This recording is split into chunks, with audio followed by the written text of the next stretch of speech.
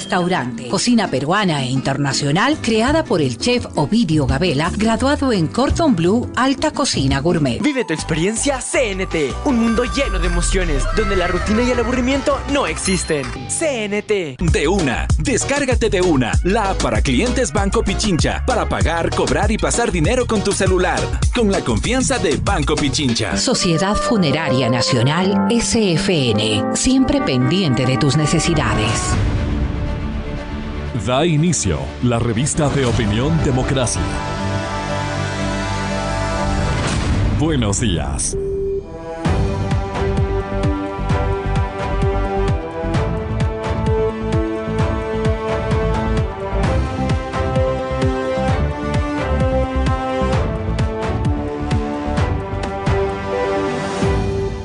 Buenos días, amigas, amigos. Estamos iniciando ya este día miércoles 3 de marzo con varios temas, ¿no? El primero, un anuncio del municipio de que ya decidirían cómo va a ser la operación del metro, lo cual es bueno porque puede adelantar. Ojalá en estas próximas horas o días no se les ocurra decir que no, que ya no va, que algo raro está pasando. Esa es una falta de definiciones de las empresas públicas que siempre generan mucha mayor incertidumbre. El tema del empleo lo trataremos ahora y para eso están invitados el ingeniero Mauricio Pinto, el ingeniero Patricio Alarcón y el ingeniero Osvaldo Landázuri.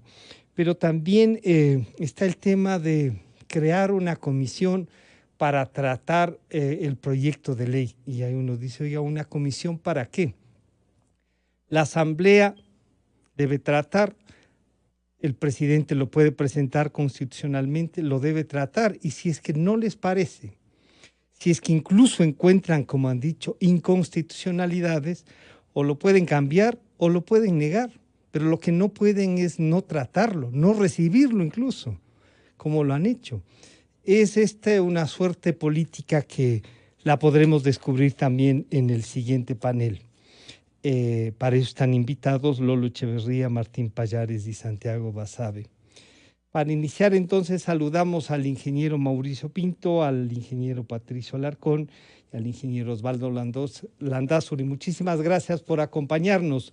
El tema para ustedes es el empleo. Las cifras demuestran un deterioro mayor. La pandemia se ha presentado con mayor fuerza, digamos así, en el tema del empleo, pero cómo tratarlo, cómo enfrentarlo y qué hacer, incluso manteniendo el tema de la pandemia este año. Ingeniero Pinto, bienvenido, buenos días. Buenos días, y un gusto estar con Osvaldo y Patricio en este panel de un tema que es de una importancia muy grande porque la salud de un país se mide con el porcentaje de empleo, lo que se llama aquí empleo pleno, porque el resto yo creo que es una falacia en mirarla como empleo. Y las cifras son absolutamente claras de que si no hacemos nada, esto va a ir a una catástrofe real. No alcanza ni siquiera para los que están en derecho pleno de conseguir trabajo, sino que realmente la situación es muy grave para las familias y tienen que recurrir al subempleo y al empleo con ingresos que realmente no son compatibles con lo que se llama el empleo pleno en el Ecuador, y peor con seguridades como estar afiliados a la seguridad social.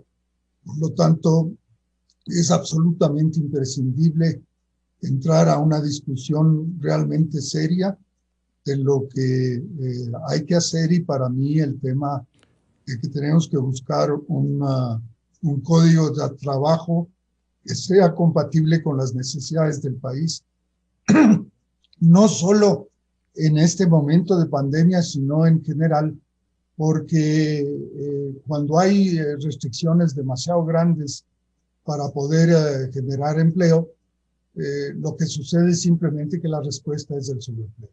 Yo diría que esa es lo que hay que hacer, y esto no puede tomar mucho más tiempo.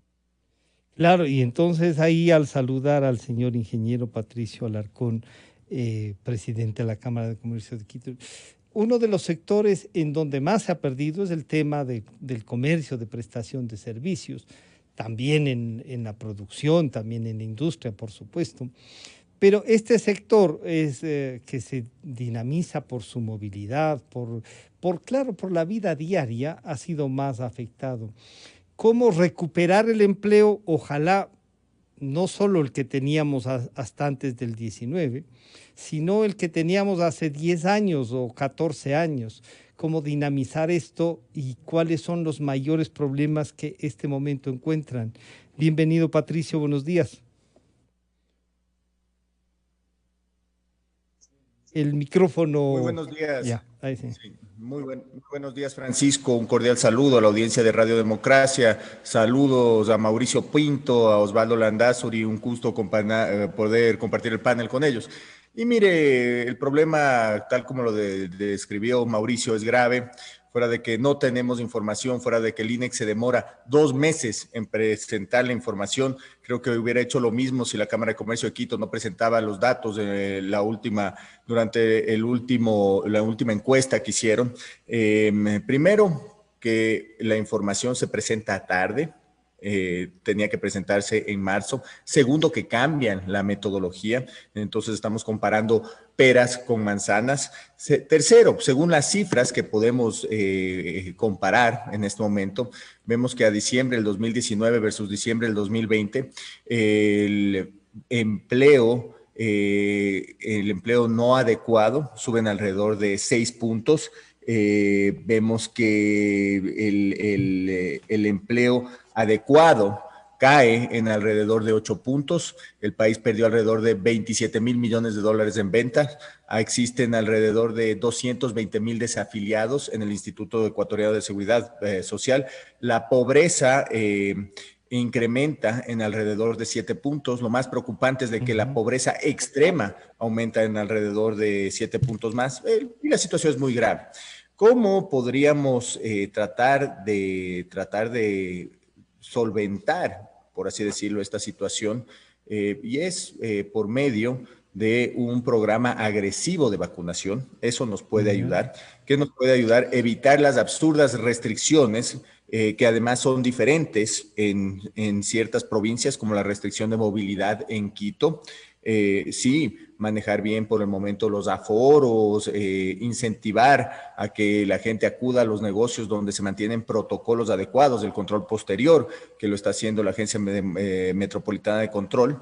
Y más allá de eso, mire, si queremos volver a recuperar la senda de crecimiento en este país, hay que incentivar al sector productivo, pues, porque dijeron que iban a inyectar alrededor de 1.200 millones de dólares en el sector productivo para que pueda volver a crecer, para que pueda pagar sus deudas, para que pueda aguantar el golpe del consumo que ha bajado, cosa que no ha pasado tampoco. Entonces no se ha incentivado al sector productivo. En la ciudad de Quito se ha manejado muy mal en cuanto a las restricciones implementadas por el COE cantonal.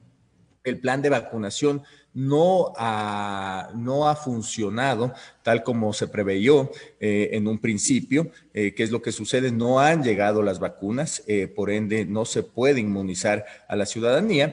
Y sobre todo, no tenemos un plan a mediano y largo plazo. No existe un objetivo, no sabemos qué va a pasar, no sabemos si se va a bajar el gasto público, incentivar al aparato productivo, incentivar al Estado, no sabemos qué tipo de reforma tributaria se va a tomar, más impuestos, menos impuestos, no sabemos qué se va a hacer en el código monetario, seguir controlando las tasas, liberar las tasas, traer banca extranjera, no sabemos qué se va a hacer en el ámbito laboral, no sabemos qué se va a hacer con el IES, no sabemos qué se va a hacer con los sectores estratégicos. Es decir, estamos paralizados por la pandemia, estamos paralizados por el manejo de ciertos gobiernos seccionales, estamos paralizados en general porque no tenemos previsibilidad, que eso es lo que necesitamos como empresarios para poder invertir en el país, estimado Francisco. Claro, pero entonces ahí al saludar a Osvaldo Landázuri, bienvenido, ingeniero Landázuri, uno se podría pensar entonces está todo por hacerse.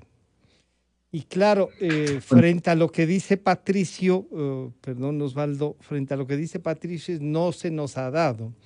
uno podría preguntar, ¿y cuál va a ser la reacción? A más de todo esto que si necesitan los empresarios su propio aporte en un tema que no es si los estados y los gobiernos seccionales lo proponen, sino que parecería que es de todos. Osvaldo, bienvenido, buenos días. Buenos días, Francisco, gracias por la invitación. Un saludo a Patricio y a Mauricio. A ver, el tema no es simple. Yo creo que ahora se puede evidenciar lo que varios analistas hemos hablado durante años respecto al manejo económico del país.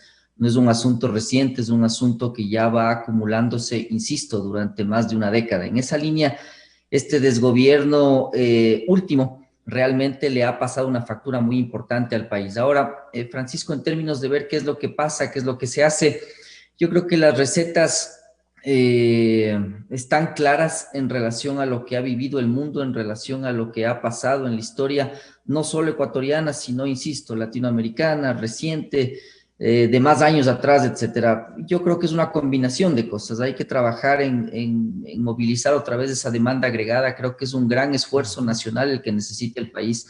Yo le he comparado a este problema con la Gran Depresión, es decir, es un asunto absolutamente complicado, difícil, en donde si el concurso privado no se combina con el concurso público, probablemente los años que pasemos tratando de salir de este problema va a ser muy delicado. Lo segundo es entender cómo se modernizan estas leyes laborales que realmente ya no están de acuerdo a lo que significa un mundo post pandemia, un mundo moderno. Es decir, combinar la demanda agregada, combinar los códigos laborales. Y luego sí viene lo puntual de la pandemia. Es decir, yo veo que si es que no tenemos un plan adecuado del manejo de la vacunación, de dar un paso adelante con lo que significa la salud pública, probablemente va a ser un asunto en que el Ecuador esté rezagado con varios países pobres y del tercer mundo, hacia ver una recuperación económica más lenta, más complicada, más difícil. Ahora, ¿qué es lo que el sector privado puede hacer? Realmente el sector privado lo que está esperando es señales de algún rumbo que tome el país. Es decir, Patricio acabó de comentar varios temas que los hemos mencionado. Pero Osvaldo, eso es casi un plan de gobierno, y lo que estamos justo, a lo mejor eso también genera más incertidumbre de las que Patricio plantea. Pero aquí hay entonces dos modelos, dos formas de ver, y el país debería entender eso, Osvaldo.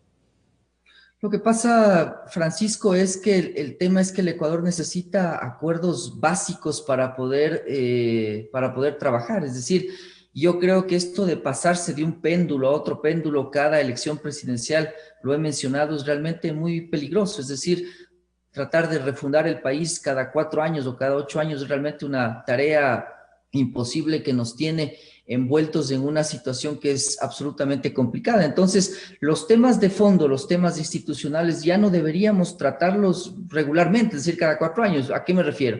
A que, por ejemplo, inclusive los lados más extremos de la izquierda moderna se dan cuenta que un país que mantiene déficits fiscales permanentemente no genera crecimiento, y eso se ha demostrado estadísticamente. Es decir, un gran acuerdo nacional sería que si queremos seguir dolarizados, por ejemplo, los déficits no deberían acompañar al país, es decir, equilibrios económicos. Lo segundo, entender qué pasa con la seguridad social, qué pasa tercero con la banca, cuarto con las leyes laborales. Es decir, los acuerdos fundamentales, Francisco, no deberían toparse. Y lo que sí debería matizarse regularmente es esa visión respecto a la atención social, respecto a cómo inyectas plata en el país, etcétera. Eso sí, pero los aspectos fundamentales, insisto, son los que ya deberíamos tener acuerdos nacionales como el resto de América Latina. Claro, pero ahí, Mauricio, no solo la experiencia que los tres han tenido en tratar los últimos 14 años, si bien dicen estos 4 han sido, no sé si de transición o algunos dicen casi de abandono, que todo vaya por inercia. Creo que no, que se ha hecho un esfuerzo, personalmente pienso así, para recuperar un espacio de democracia. Estos acuerdos que plantea Osvaldo, y en virtud de todas las necesidades que nos plantea Patricio, ¿cómo articularlos en estos acuerdos base, sabiendo que hay una candidatura, por ejemplo, una visión de país que no necesariamente está de acuerdo, incluso que le molesta la dolarización, pese a que el 92% de los ecuatorianos está de acuerdo con mantenerla. Entonces, ¿cómo dar un paso para que el empleo sea el dinamizador y por lo tanto la reactivación de todo, Mauricio? Es que yo, estando de acuerdo con lo mencionado tanto por Osvaldo como con Patricio, que hay que buscar un acuerdo que tiene que ser un acuerdo casi de salvataje para el país. Porque como tú mencionas, Francisco, dejar pasar, que el tiempo resuelva los problemas, estamos metidos cada vez más en un problema mucho más profundo del que teníamos antes. Mira, el Código de Trabajo no se puede mantener como está, por más de que le quieran poner los parches, es imposible porque siempre la respuesta va a ser el tema del subempleo. Es clarísimo. Hay un daño enorme con la salida de lo que menciona Patricio, de los 220,000 afiliados al Seguro Social. Hay un daño enorme a la seguridad social. Ya en otra ocasión conversamos del tema de la seguridad social y es un tema bien grave que hay que realmente analizarlo profundamente. Y vamos a tener que buscar los acuerdos mínimos para poder solventar las necesidades del país. Ahora, con una polaridad tan grande como hay en las próximas elecciones, vamos a tener que esperar el resultado de las elecciones para ver cómo armamos esta cosa que tiene que hacerse. No se puede ya decir esto que lo haga únicamente el gobierno, esto que lo haga la legislatura. La legislatura está ajena a los problemas estos nacionales y está haciendo cosas que prácticamente no le benefician en nada al país. Entonces, si no hay empleo, no hay progreso. Eso está muy claro. Y reconvertir la informalidad del empleo en formalidad, eso es muy difícil. Es muy duro porque la diferencia de costo que hay entre el empleo informal y informal es demasiado grande. Entonces hay que buscar una flexibilización en todos los temas laborales y evidentemente en el manejo económico del país. No podemos pensar que alguien sale a decir que va a pagar con los depósitos de los bancos en el Banco Central para solucionar el problema de los municipios. Eso es una irresponsabilidad total. Y pero es una propuesta que sí, obviamente los municipios no se dan cuenta que la plata de ellos también está en esa reserva, que las cuentas de los municipios están ahí, entonces ¿cómo van a recircular su misma plata o lo poco o mucho que tengan? Pero esa es una visión, por ejemplo, Mauricio. Reactivar el país usando esa plata, y ha dicho claramente, ¿por qué, si esa es plata de todos, si es plata que se produció en el país, por qué no la vamos a utilizar y ya después cuando se reactive el país, iremos recuperándola?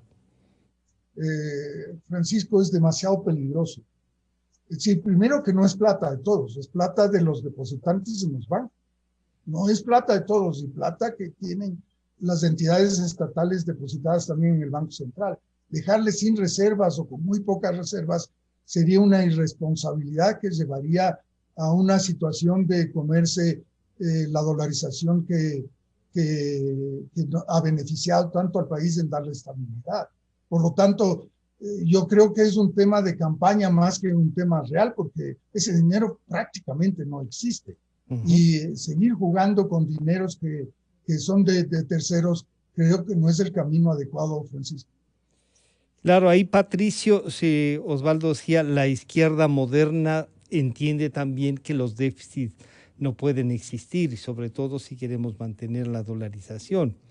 Lo que pasa es que esta es una izquierda que quiere tomar el poder y que quiere quedarse, y de hecho cuando ya lo han tomado se quedan.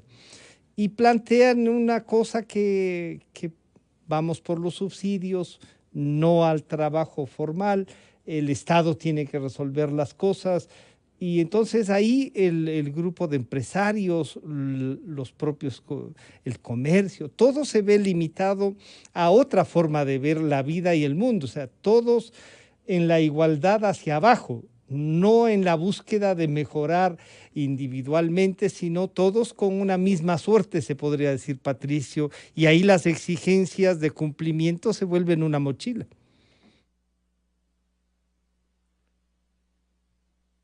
Francisco, lo que debemos evitar es que se implemente y se perfeccione un modelo caduco, un modelo que no ha funcionado en ninguna parte del mundo.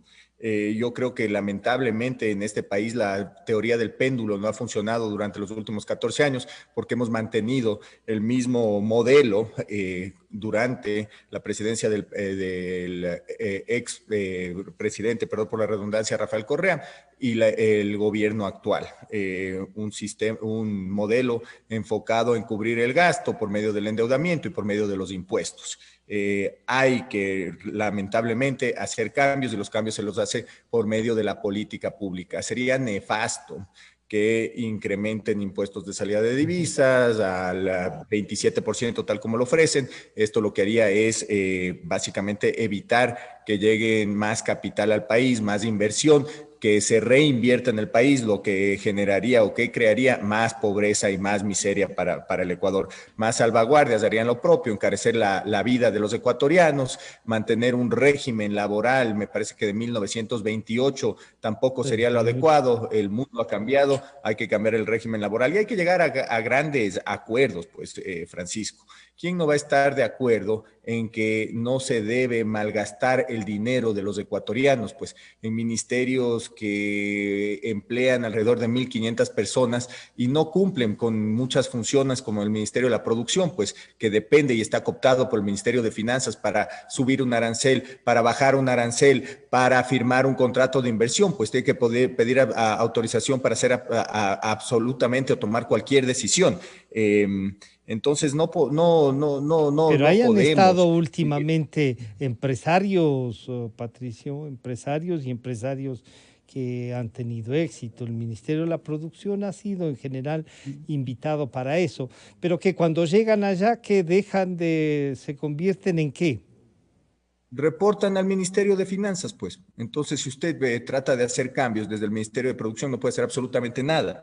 Y mire, más allá de eso, ¿qué es lo que sucede? Tenemos que llegar a grandes consensos, porque la gente, mire, el ecuatoriano en general no quiere que se malgaste su dinero en un gobierno obeso y mal manejado.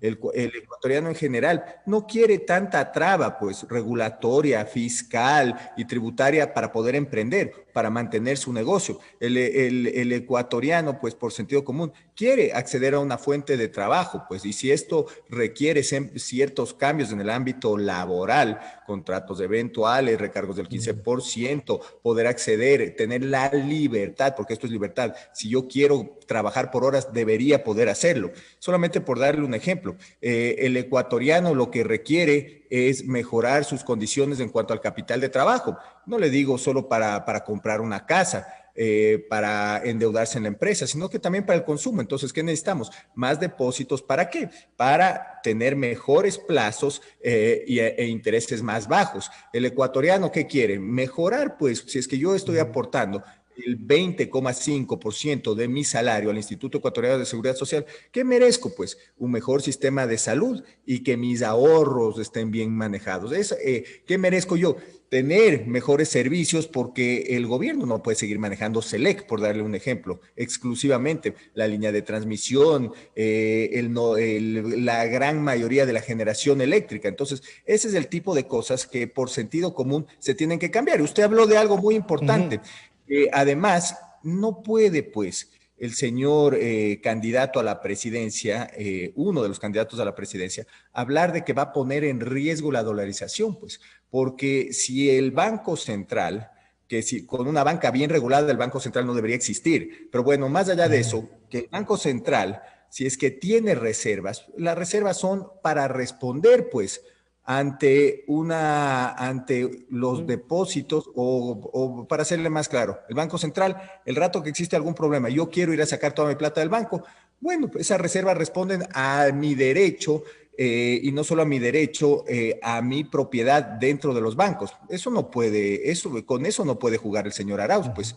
el señor Arauz no puede jugar tampoco ante una respuesta de la balanza de pagos, porque ese dinero se utiliza finalmente para pagar importaciones, lo que está haciendo es asegurando la plata de los depositantes, y es una reserva necesaria, pues, y la plata de los municipios no es que está ahí y que lo tienen los municipios, sino que falta dinero para pagar a los municipios, falta dinero para pagar a los proveedores. Entonces, ¿qué? Se llevará además dinero que no existe. Entonces, eso es una propuesta van a darle peligrosísima. papeles y les ha dicho que les va a dar, que se va a generar, ¿no? Formas de pago alternativas que a medida que crezca la economía se irán solventando. Él también apunta al crecimiento. Eso es volarse la dolarización. El rato que a mí me dan un documento o un método de pagos que no está respaldado por un dólar, es volarse la dolarización. Tenemos que evitar que se vuelen la dolarización, señor.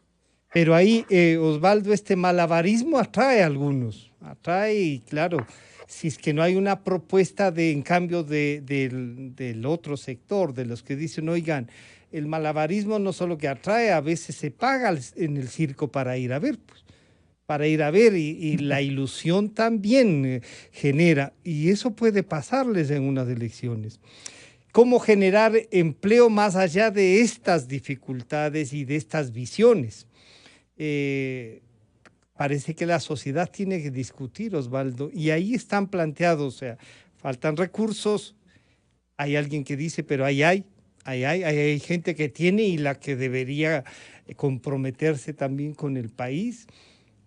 Vamos a hablar, en el ACE hay un montón de plata, están listos para traerla, hay que bajar las tasas de interés, y claro, ustedes han dicho, se puede bajar si es que la gente tiene seguridad, deposita y hay plata para prestar a más largo tiempo.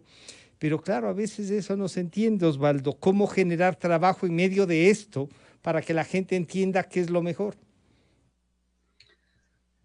Insisto que el tema es complicado, es amplio. Yo creo que se han mencionado varios asuntos que son importantes. Recalcar lo del dinero del Banco Central, yo creo que hay que entenderle desde la lógica de la razón de ser del propio Banco Central. Esa lógica es dual, Francisco, y ahí es donde está el problema. Es decir, este debate no piense que es únicamente de hace pocos años, es un debate que va varias generaciones ya transitando, y las distintas crisis le han demostrado al mundo que un banco central racionalmente manejado es un banco central que garantiza en cierta medida el funcionamiento lógico y racional, perdón la redundancia, de la economía en general. Es decir, los detractores de la independencia del Banco Central lo que le dicen es por qué un grupo de tecnócratas va a manejar la política monetaria del país si ellos ni siquiera fueron elegidos por la ciudadanía, por el gobierno. Eso es lo que dicen los detractores racionales, me refiero a un debate lógico, y los más ortodoxos, los de la derecha, lo que le dicen es que el manejo adecuado del Banco Central le garantiza estabilidad a esas personas, aunque no hayan sido seleccionados o elegidos vía popular. En esa línea, Francisco, lo que yo creo es que el Ecuador necesita una independencia a la ecuatoriana del Banco Central. Es decir, si el Ecuador ya vivió lo que fue ese feriado bancario, indudablemente, va a tener reservas respecto a cómo se maneja el directorio, por ejemplo, de un banco central. Yo creo que debe ser un asunto técnicamente manejado, un asunto en que se entienda cuál es la razón de ser de un banco central en dolarización. Como bien mencionó Patricio, hay muchos que dicen que ni siquiera debería existir. Yo soy de los que creen que sí debería existir, pero que debería existir tratando de captar lo poco que le queda de política monetaria al país, es decir, tasas de interés. Yo he hablado, usted recordará, Francisco, que en la época del expresidente Correa se manejaba la política monetaria como un asunto de cada sábado, es decir, si es que el sábado martes, decidían algo, sí. Decidían que el sueldo aumenta, entonces la inflación quedaba sin analizarse, y lo que sucede en los bancos centrales a nivel mundial es que, por ejemplo, existen metas de inflación, que en dolarización, claro, algo de relevancia pierden, pero las metas de inflación suelen alinearse con las de empleo. y por lo tanto la política monetaria expansiva o más restrictiva tiene que ver con ese asunto. Pero por supuesto lo principal es entender que el Banco Central en el Ecuador es un banco de reservas, Francisco. Es decir, si es que usted no tiene todos los depósitos que le han hecho, mal haría en proponer que puede utilizar los depósitos inexistentes. Y yo creo que hay dos temas fundamentales para sostener la dolarización. El uno es evitar que exista un bi o tri o cuatro o quinta bimonetarismo, me refiero. Claro, es decir, usted no puede poner en riesgo. Ese es un asunto fundamental. Lo vivió Zimbabue en su momento, cuando el gobierno emitió dinero electrónico que no tenía respaldo. Es decir, eso sí es muy peligroso. Argentina con el 1 a 1, ¿no? La convertibilidad se la comieron así.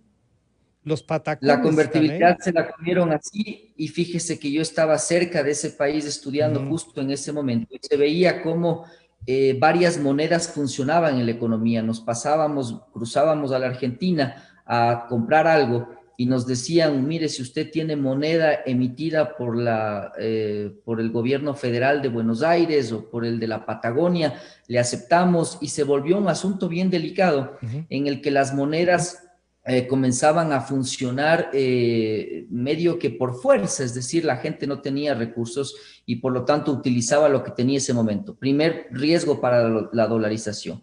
Y el segundo es el sistema bancario.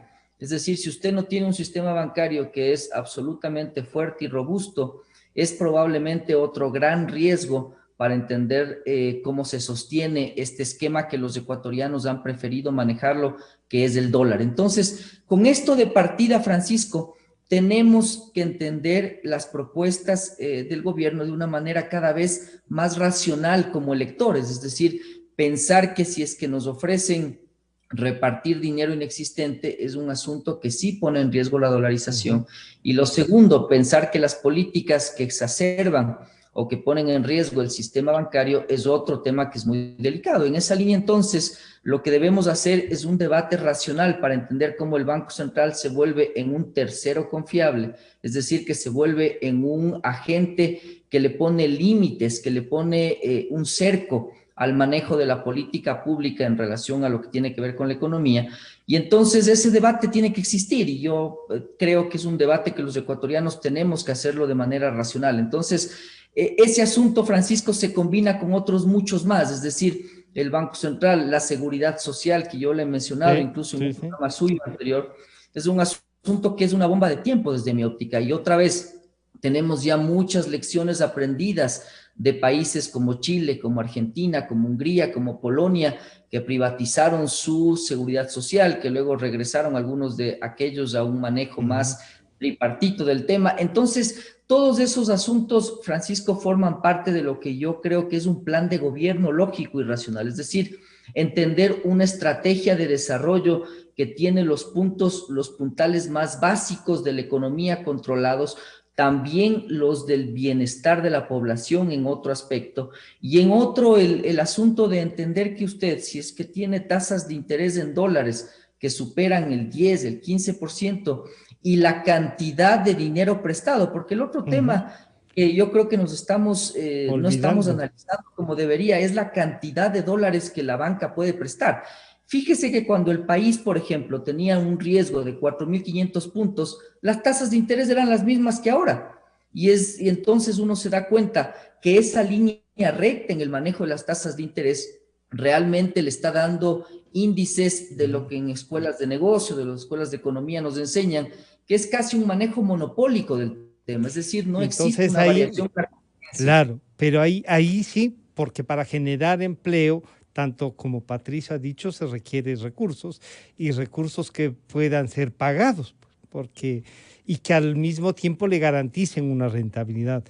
Mauricio, en la Junta Monetaria, de la que formaste parte algunas veces, claro, hubo una etapa en la que los martes eran terribles, no los martes del señor Correa que hablaba en Guayaquil, que también eran terribles, sino los martes de la reunión de la Junta, en donde no sabíamos qué iba a pasar, si se devaluaba, si iba a tener, cómo iba a salir.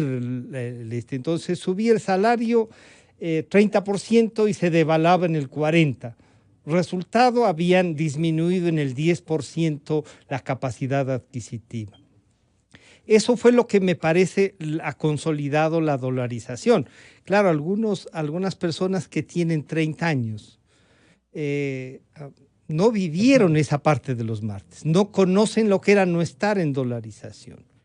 Y yo concuerdo totalmente, además cuando se planteaba el tema del dinero electrónico, salimos a hacer una campaña no solo a defender al Banco Central, sino a la dolarización.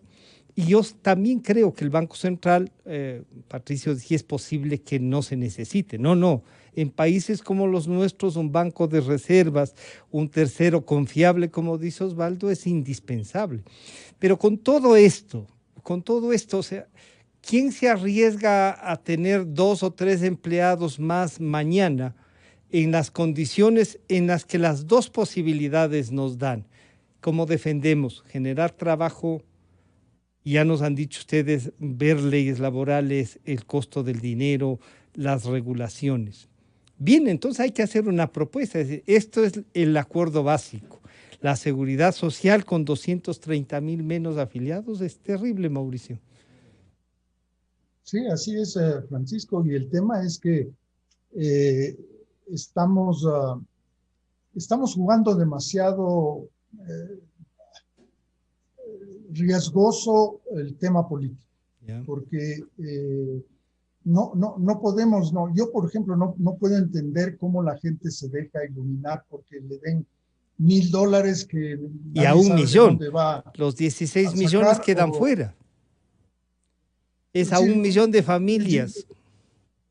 Seguimos ofreciendo cosas que realmente son o peligrosas o que no se pueden hacer, que simplemente es para llegar al poder político. Y por otro lado, tenemos un código de trabajo que lo único que hace el código tal como está es generar desempleo, porque las condiciones son demasiado fuertes para un país que necesita crecer y donde el empleo formal es tan pequeño. Ya ha llegado, según las últimas estadísticas de INEC, ya ha llegado al 30%. Eso quiere decir que solamente 3 de cada 10 personas que están en edad de trabajar están trabajando formalmente. Eso es gravísimo para un país. Es decir, no podemos hablar de generar empleo si no nos sentamos a unos acuerdos mínimos de cambios que hay que hacer, porque en este momento lo que se está haciendo es beneficiando a los que tienen empleo. El aporte del 40% a la seguridad social es solo a los que tienen empleo y los que no tienen. Y los décimos y la seguridad de la jubilación patronal. Es decir, no existe. Entonces, el tema es que ya es hora de que busquemos la manera de tener consensos que nos permitan un mínimo, pero sí, un mínimo de condiciones para poder, para que la gente se arriesgue a tener empleados. Y digo una palabra bien complicada, arriesgue, porque desgraciadamente el país está construido de tal manera de que a nadie le puede ir mal, y si le va mal, realmente termina mal en su vida permanentemente. Entonces, esas son las cosas que tenemos que hablar. Para las universidades también tienen que participar en esto. El tema, a ver qué profesionales están generando, claro. Claro, porque el tema es, Francisco, que si de las universidades no salen las nuevas generaciones que tendrán que tener claro que el país primero no es una isla, que tenemos vecinos, que la frontera es una frontera permeable y que realmente las condiciones que tenemos actualmente no nos permite ser competitivos. Y cuando hablo de competitividad, hablo de el general, el país, no de una empresa per se. Aquí se está trasladando la responsabilidad. En un entorno malo, creer que las empresas pueden ser buenas. Eso es casi imposible. Los ejemplos en el mundo están claros. Es decir, ¿por qué después de una guerra tan brutal que tuvo Vietnam, pudo salir adelante con un régimen que no es un régimen digamos, liberal, pero entendieron que si no hay empleo formal, no hay manera de hacerlo. Entonces, sí hay ejemplos que se pueden tomar y hay que buscar la manera de salir de ideas del pasado que no dieron ningún resultado. Vea ustedes, el único país que mantiene la jubilación patronal. La jubilación patronal es una pero barbaridad. Pero fue creada para cuando no todo el mundo estaba en la seguridad social. Era para garantizar. Ah, claro, pero después se quedó, se instaló políticos y se instaló incluso en el sector público. Claro, porque era un tema temporal de que los empleados que iban a pasar a la caja del seguro, que se llamaba, tenían, y los que no iban a tener, tenían que tener la seguridad que sí iban a tener la reserva. Pero eso se acabó, Francisco, a mediados del siglo pasado. Claro.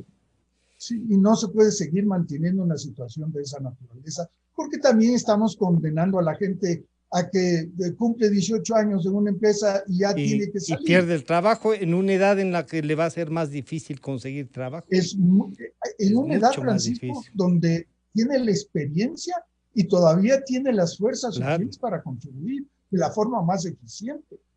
Entonces, felizmente salimos de lo que usted me comentó al inicio, de que los martes de la Junta Monetaria... los martes negros, claro. Sí. Entonces, tenemos que defenderla primero porque ha dado claros visos de que es una estabilidad y por eso la gente quiere el tema del dólar. Y porque le da estabilidad, no importa de qué color sea, le da estabilidad. Hay gente que cree que se puede emitir y que los países pueden emitir sin generar. Vean lo que está pasando en el mercado internacional con respecto a las materias primas.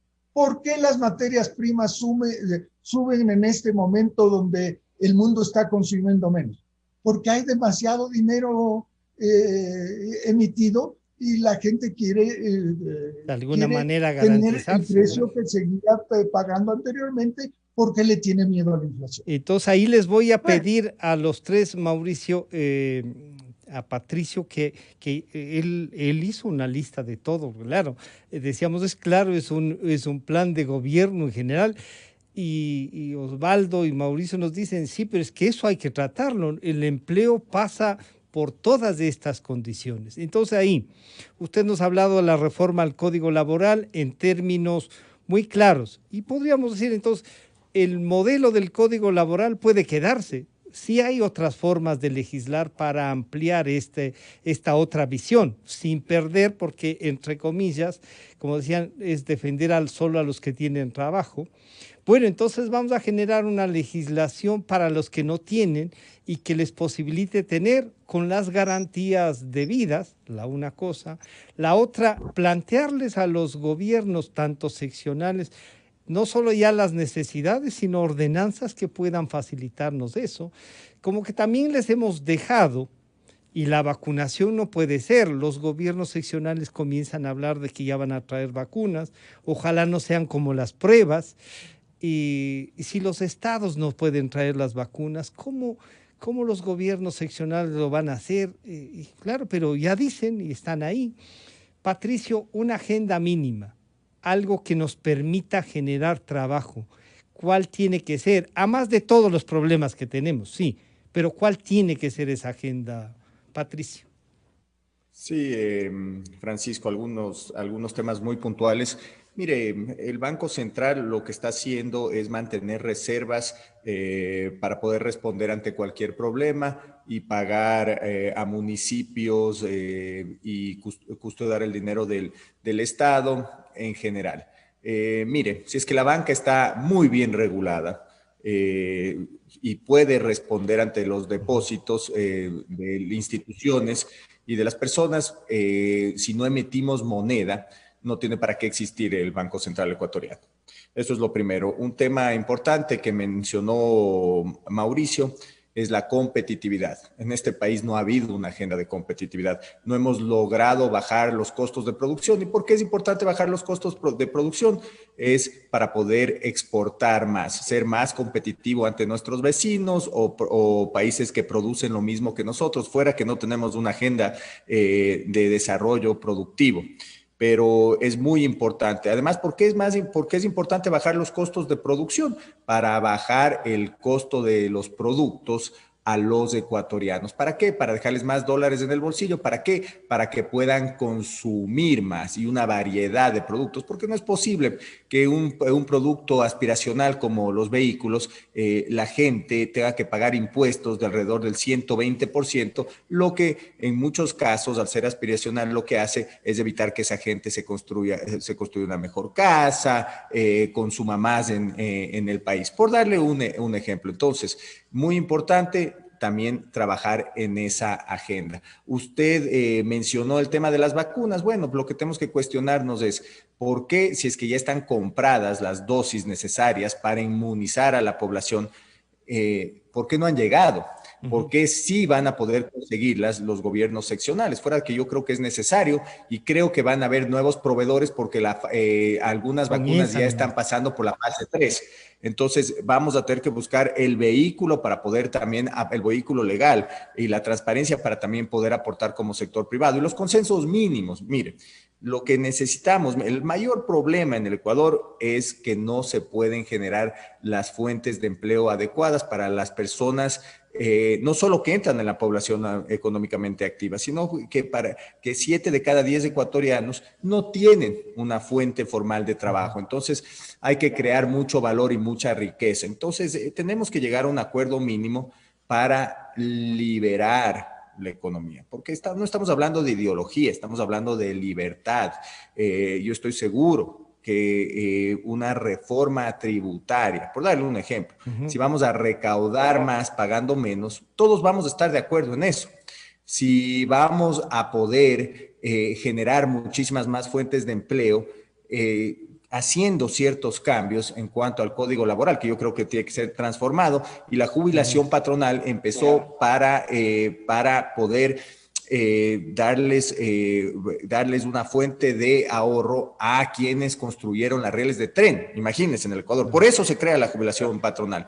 Entonces, acuerdos mínimos en cuanto a las leyes laborales, acuerdos mínimos para que se pueda conseguir el capital de trabajo adecuado, pues, porque ese es uno de los principales problemas para los ecuatorianos y para la competitividad de las empresas. Sin capital de trabajo no puedo crecer, y es tan simple como eso, y no puedo contratar y no puedo hacer que mi negocio vaya a otro nivel. El Instituto Ecuatoriano de Seguridad Social, bueno, eso es un acuerdo simple, básico. No puede seguir el Ejecutivo teniendo la injerencia que tiene y manejando la seguridad social como la maneja. Se tiene que independizar con técnicos, con un directorio que pueda responder ante las necesidades de los trabajadores, pues, que son Pero finalmente, Patricio, al parecer, pese a todo lo que le han hecho, pese a que le han esquilmado, el tema tripartito le ha dado resultados al Ecuador. Ya Osvaldo nos decía lo que pasó en las privatizaciones de la seguridad social. Me parece que el modelo ecuatoriano ha tenido determinado éxito, que pese a todas las bombas que le han puesto, a los asaltos que ha sufrido, está ahí. ¿Cómo fortalecerlo resulta más bien? Es que no ha tenido éxito, mi querido Osvaldo.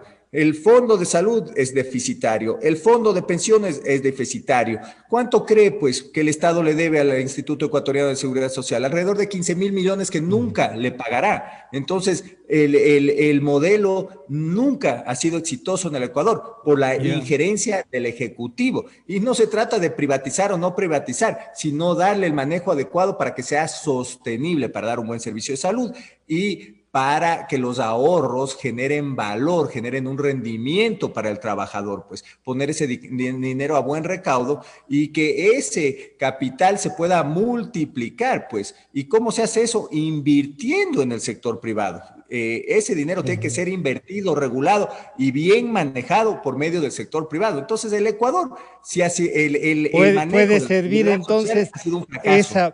esa reserva nos puede servir como usted dice, como dice Patricio Osvaldo, para inyectar en la productividad,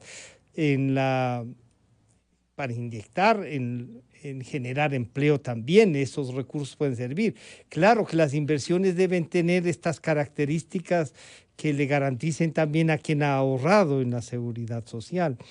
Yo decía, ha tenido éxito no en el estado en el que está, sino que pese al estado en el que está sigue funcionando. Entonces parece que lo que hay es que resguardar eso, Osvaldo. Sí, yo creo que las lecciones aprendidas ya son muchas respecto a seguridad social. Yo conozco bastante del tema. En términos generales, yo he mencionado esto. Yo creo que se debe pasar a un asunto de 3 pilares que son fundamentales. El uno es el pilar público, es decir, el Estado y todos debemos garantizar la sostenibilidad de los más pobres, de los más vulnerables, y eso es algo que, por ejemplo, Chile lo ha implementado con mucha fuerza en los últimos meses, luego de esas protestas de octubre. El segundo pilar, y es lo que Francisco usted comenta, es decir, el segundo pilar, que es este tripartito, es el pilar que, por ejemplo, países como Argentina, como Polonia, como Hungría, lo retomaron luego de una experiencia privatizadora que no fue la mejor. Y entonces ese pilar tripartito lo que tiene que hacer es, Patricio lo mencionaba, es modernizarse, es decir, tener un pilar tripartito que, por ejemplo, maneje cuentas nocionales, se llaman en seguridad social, Francisco, es decir, que nosotros recibamos una cartilla cada mes diciendo cómo están nuestros ahorros. Estas cuentas nocionales o cuentas ficticias lo que hacen es darle al ciudadano, al ahorrista, una idea de cómo están sus recursos, cómo se están invirtiendo. Y el tercer pilar es el pilar de las cuentas privadas, es decir, aquellos que tienen más ingresos y pueden ahorrar y elegir el mejor beneficio que tiene la posibilidad de invertir en distintas posibilidades, asumiendo más o menos riesgo, es el pilar privado, es el pilar de las cuentas individuales. Lo que sí es cierto, estimado Francisco, es que la libertad lamentablemente es un beneficio, es una situación es que un la tienen intangible las personas. Es un intangible que no siempre se valora, ¿no? Sí, pero además creo yo, Francisco, debemos entender que los grados de libertad, es decir, que la libertad que tiene una persona que cubre bien sus ingresos, que además tiene la posibilidad de ahorrar, es muy diferente a la libertad de elegir que tiene una persona que está muriéndose de hambre. Entonces, en esa línea, el gobierno es el que tiene que garantizar elementos básicos de convivencia respecto a cómo está atendida esa población, que es la más vulnerable. Entonces, con esos antecedentes, yo resumo diciendo que son para mí 4 temas los fundamentales a la hora de entender cómo manejo la economía y la situación de vida de un país. El primero es los equilibrios fiscales, es decir, si es que uno está dolarizado, no puede sostener equilibrios fiscales. Fíjese que las personas de izquierda que más referencia tienen ahora a nivel mundial, como Stiglitz, por ejemplo, insisto, mencionan que sostener desequilibrios incluso en países que tienen moneda no genera riqueza y no genera el crecimiento sostenido de la economía. Si es que nuestros izquierdistas no entienden que esto es real, probablemente estemos empantanados en esta discusión durante varias generaciones más, el primer tema. El segundo tema que lo he mencionado es seguridad social. El tercero es entender cómo moderniza usted las normas laborales, cómo las hace más apropiadas para lo que significa un mundo post-pandemia.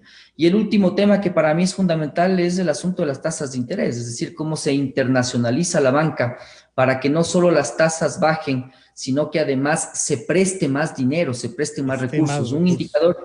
Un indicador bien interesante, Francisco, que nosotros no lo estamos analizando en el país, es la cantidad de dólares que se prestan, más la cantidad de ahorros en relación al Producto Interno Bruto. Países como Panamá, como Chile, tienen relaciones que superan al propio Producto Interno Bruto, y el Ecuador me parece que está en alrededor del 50 o 60%. Es decir, hace falta mucho más plata. Y no solo es un asunto de tasas de interés, sino de cantidad de recursos que se prestan en la economía. Y de que le den confianza a quien tiene plata para venir a invertir. Sí, pues, ustedes han hecho un marco de lo que se puede, y les voy a comprometer. por suerte, los tres siempre que acudimos a la reflexión y al pensamiento están dispuestos. Pero de aquí, de esto que era solo el empleo, hemos visto que el empleo tiene que ver absolutamente con todo y que es una base. Y yo quiero agradecer al ingeniero Mauricio Pinto, al ingeniero Patricio Alarcón y al ingeniero Osvaldo Landázuri y comprometerles porque creo yo que hay que tratar el tema de seguridad social, el tema de tasas de interés y esta última cosa que Osvaldo nos acaba de plantear, ¿no? Cómo traer la plata que está y que un candidato dice está ahí flotando, pero es plata real. O sea, cómo traerla con costos y que nos sirva para la producción. Muchísimas gracias a los tres. Buenos días. Han estado con nosotros el ingeniero Mauricio Pinto, el ingeniero Patricio Alarcón y el ingeniero Osvaldo Landázuri. Enseguida volvemos.